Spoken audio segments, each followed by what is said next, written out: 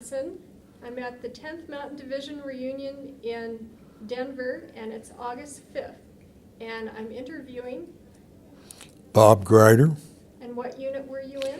in Company C of the 126th Engineering Battalion. And what are your dates of service? Active service was May 43 to approximately the same in 46. Okay. Tell me a little bit about what you were doing before you went into the service. Well, I attended Colorado School of Mines, got a degree, engineering degree in geologic engineering and a minor in petroleum engineering. And that was a 4-year effort. And upon graduation, I was commissioned in the Corps of Engineers, the U.S. Army. And how did you end up in the 10th? Being in the Corps of Engineers, we were assigned to a high-priority research project on petroleum distribution during the North African campaign. The tank corps were outrunning their supply of gasoline, so they brought together a group of engineers to design and then put into effect a very highly portable pipeline distribution unit. It was not really, it's assumed to be a combat outfit. It had a few machine guns and stuff. But some of us thought we should be in combat. So I ran into an ex-School of Mines fellow I knew coming back off the Alaskan Highway project, and he said, "You guys should be looking at getting into mountain troops." At that time, there wasn't a 10th Mountain Division. There was a group of units early in 43. And so he gave me the name of the general in Washington that was in charge of this operation. And being a brash second lieutenant, I wrote him a letter requesting information on how to get into his unit and gave him my background of I was on a championship ski team and enjoyed rock climbing and anything else that should be attractive.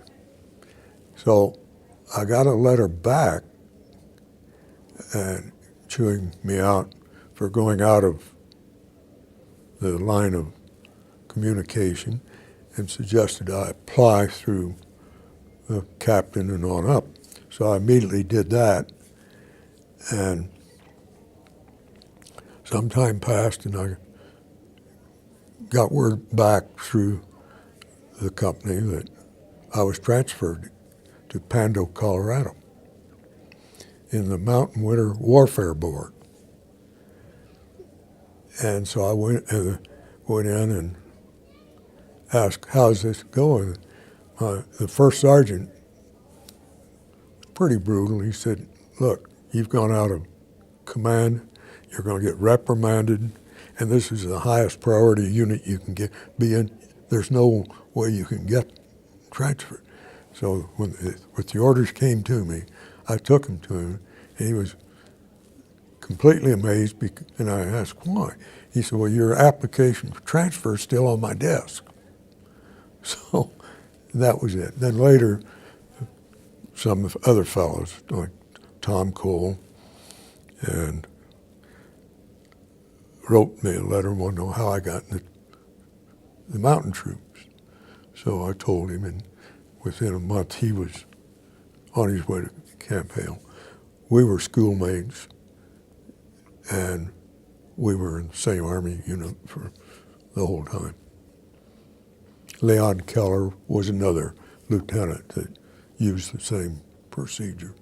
So when the 10th was activated, we were on duty at that activation. I was transferred from the Winter Warfare Board, and I think 5 fellows from the School of Mines were officers in the Engineering Battalion. And that's it. Prior to that, I just did odd physical labor, jobs school, waited tables, dug ditches. So tell me about the experiences at Camp Hale. Well, Camp Hale was, I didn't consider it a unique experience. Pretty good living in the mountains at that height. And I had a first platoon commander, and we went through all the training. I was appointed or assigned to the ski instruction unit, and there were very few officers that were ski instructors, but 3 of us from the Engineering Battalion became ski instructors, plus our other duties. I got married in August and set up an apartment, my wife did, in Glenwood. And about 3 days a week, we would make the 80-mile trip using up our ration stamps. And the road wasn't it wasn't paved all the way. Neither was Vale Pass. It wasn't paved, but there was a lot of driving for a little time. And then to Camp Swift. Oh, the D series. I was the umpire in the D series, so. What's an umpire in the D series? Well, these were maneuvers, and umpires were assigned to show what units were performing and drop flag and say, you're under fire now, and you watch how they're doing, and back and forth. And my wife got a job with the Mounted Warfare Board, and so after everybody was into their snow caves or huts, a couple of us would ski back down to Pando and go off to the officers club and had to ski back, be there. So that was a little unique. And we had a good group of guys, taught demolitions, rock climbing, and basically what an engineer does, repair roads, run a caterpillar, tractor. That was it. So from there, I presume you went to Camp Swift. Went to Camp Swift. And then Virginia. And then Christmas Eve or so, I think, we were on the train to Virginia, News or Newport News, and went over on it was a large ship. West Point? What? The West Point? Yeah. And landed at Naples. And then some people went on around farther up by boat. We started walking and riding the train, the old cattle cars to Firenze. And from then on it was walk and ride. So tell me about your time in Italy. Well, that was a unique experience. I think when we finally got to our encampment, it was in Pisa, and it was sort of a blank as to what all was important about that, except that we were sure that everybody was in physical condition and we were communicating with the organization. We had no idea where we would end up and go, but my platoon was, eventually we participated in the attack on Belvedere, and my platoon was assigned to a combat team of the 87th, and we were in the first units up Belvedere. Started at 11 o'clock at night, and by sunrise we were pretty well up Rocket Coronetta, marking mines and starting the removal so heavy equipment could come up, primarily tanks. The first encounter with minefield, road mines or anti-personnel mines wherever were. And we located, removed them, and deactivated. But in the road mines, a condition we hadn't expected, it was easy to locate the mine, but in that particular setting, at night the road would freeze, and in the morning it would begin to melt. Well, you could drive things over a frozen road that had a mine in it and not know it. But worse, you could locate a mine, but you couldn't get it out because it's frozen until the sun would thaw out the thing. So our early work on the Belvedere attack was to locate the mines, get them out, and we did pretty well. We did pretty well on that. Sounds like a pretty dangerous job. Well, I think just being alive was a dangerous job at times. You might as well be doing something important. Then, of course, we went on up through the Apennines and doing the same thing. Some fellows were very lucky. Some, I figured I was lucky.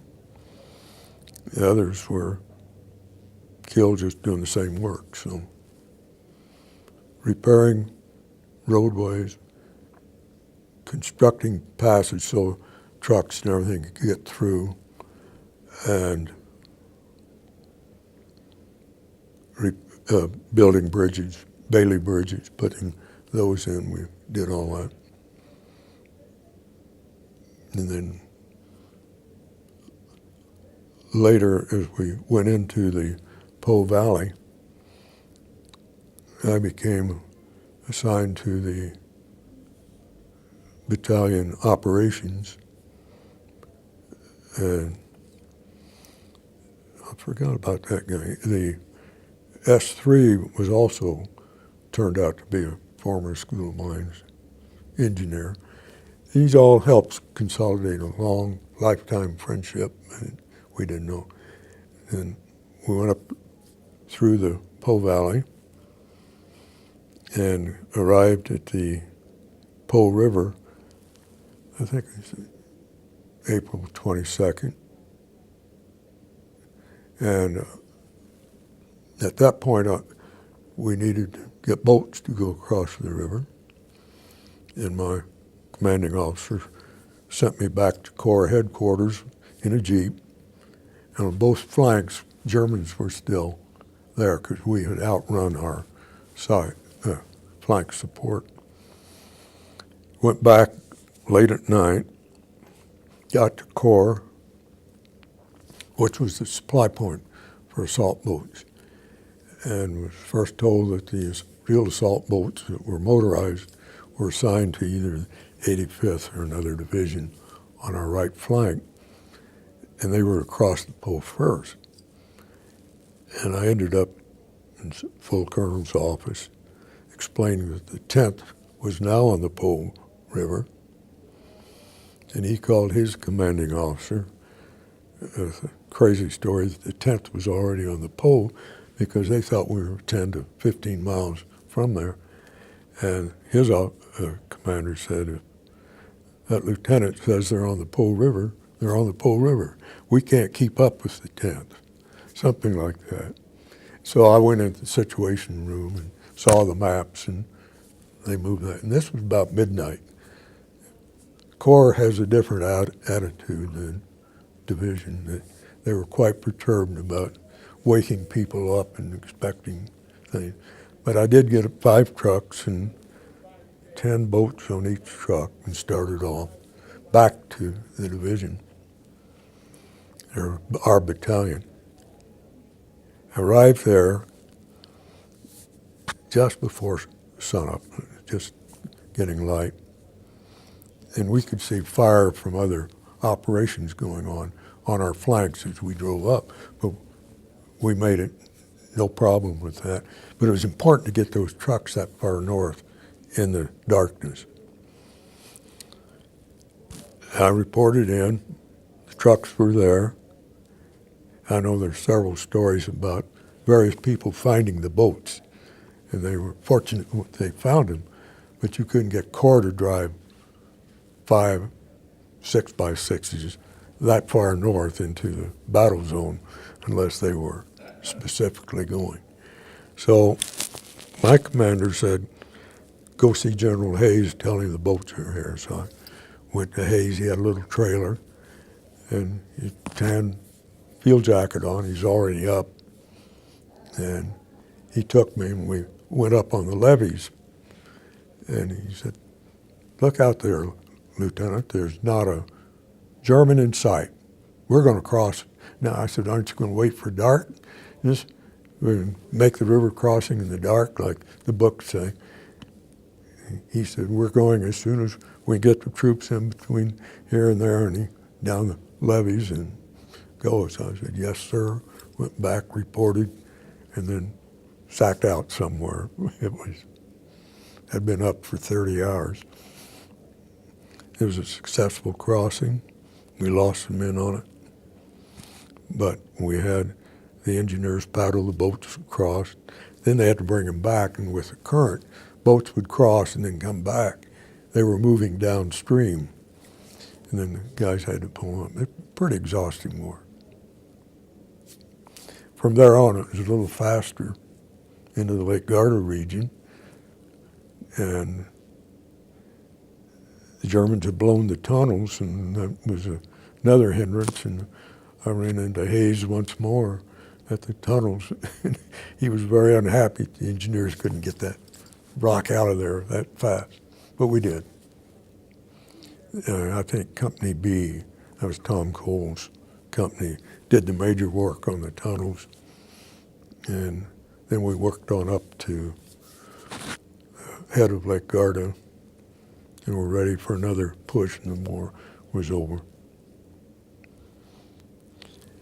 That time we went back to the Udine area at the north of the Adriatic and Italy, and had a standoff with Tito's people. And of course, engineers started reconnaissance to find out where we would go, how we could get across the Adige River. I forget the name, that separated Italy from Yugoslavia. And in doing that, we ran some reconnaissance into Yugoslavia.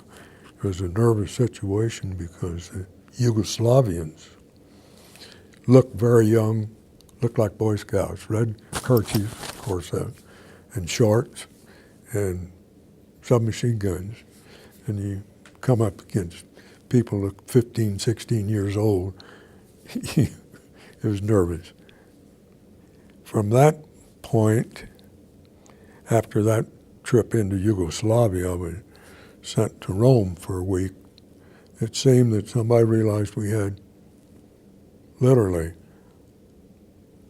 tens of thousands of people from all the divisions sitting up in that area trained to fight. And there was concern, what are you going to do with these men until we get reassigned? And one of the great ideas was to maybe we could have a course of learning in various aspects. So they selected various people, go to Rome for a week, the University of Rome, and have these sessions and great thoughts, and then go back and we'd do something. When I got back, and I haven't seen this much in any of the reports that I've read, there was a group of fellows from the 10th got polio. And I got it, and my commanding officer, my S3, which was Bob Sayre, Major Sayre, we got polio. And at the time, the men were then free to go mountain climb, go up to the Swiss border, and enjoy. Really, some of my guys got to climb Mount Blanc, and we had run the reconnaissance of that area before we went to Udine. And so we were moved as polio victims, or patients, to a field hospital. It was a tent thing, and there must have been 45 to 60 10th Mountain fellows in that outdoor ward with polio. Some died, some had complete paralysis, others just partial, and Sarah and I were very fortunate. We had atrophy in our muscles, but we never really were paralyzed. And we carried on a very strenuous calisthenic type program between us when the lights were out. We knew we had to keep things moving. And we came out of it pretty well, but we were then moved to the General Hospital in Livorno and spent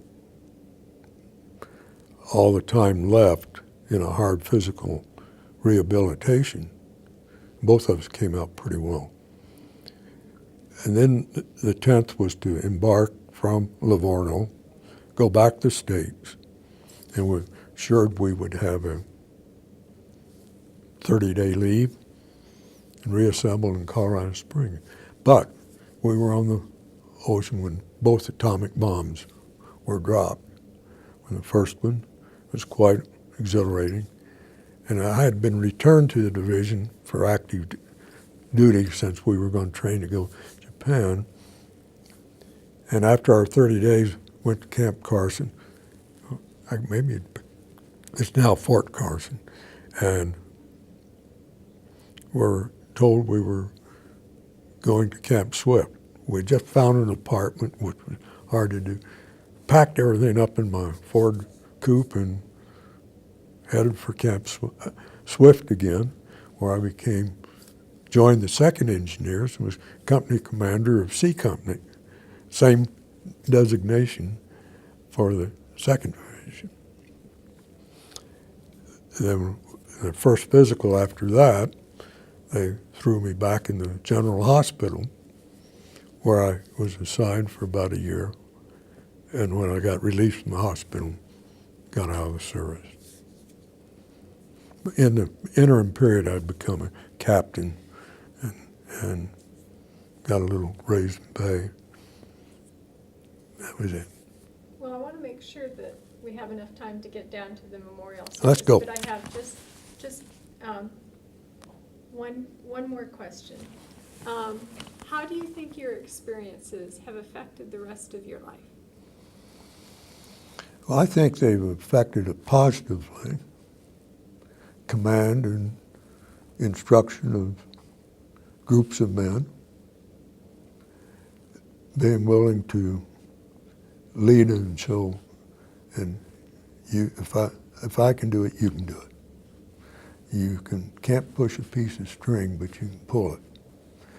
And that thought helped me a lot. My subsequent life was as a petroleum geologist all over the country and the world, and looking for oil and gas fields and then for energy minerals. I did well. I was quite a bit older than the new crops of geologists, and I think it added to maturity too. Okay, anything else you'd like to say before we What? Anything else you want to say? No, I think whatever you've got to say. Okay, Okay? we're good then.